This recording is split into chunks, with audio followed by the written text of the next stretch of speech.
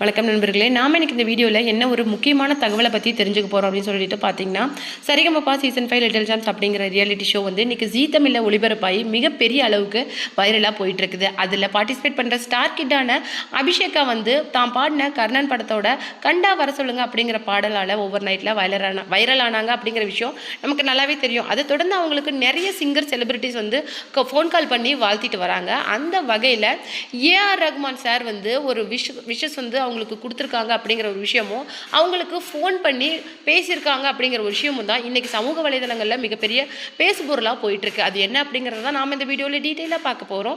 வீடியோக்குள்ளே போகிறதுக்கு முன்னாடி நீங்கள் நம்ம சேனலுக்கு புதியவராக இருந்தால் மறக்காமல் சிபி ட்ரெண்டிங்கை சப்ஸ்கிரைப் பண்ணி ஃபாலோ பண்ணிக்கோங்க. வாங்க வீடியோக்குள்ளே போகலாம்.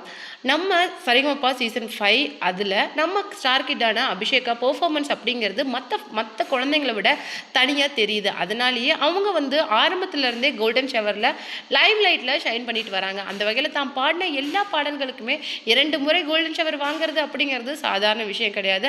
அந்த அசாதாரண ஒரு விஷயத்தை கூட இன்றைக்கி நம்ம அபிஷேகா சாதிச்சு காட்டிட்டு வராங்க.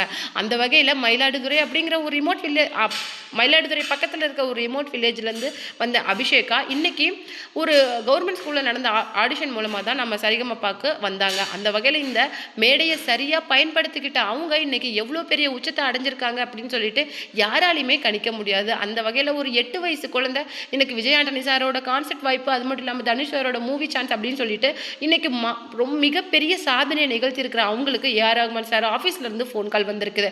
அந்த வகையில் உன்னுடைய பாடல்களை கேட்டு எனக்கு ரொம்ப சந்தோஷமாக இருந்தது.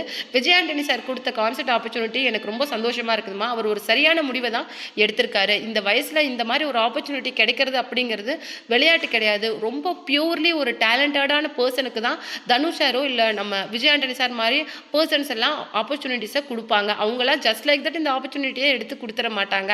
ரொம்ப டேலண்டான டிசர்விங்கான பர்சனுக்கு தான் கொடுத்துருப்பாங்க.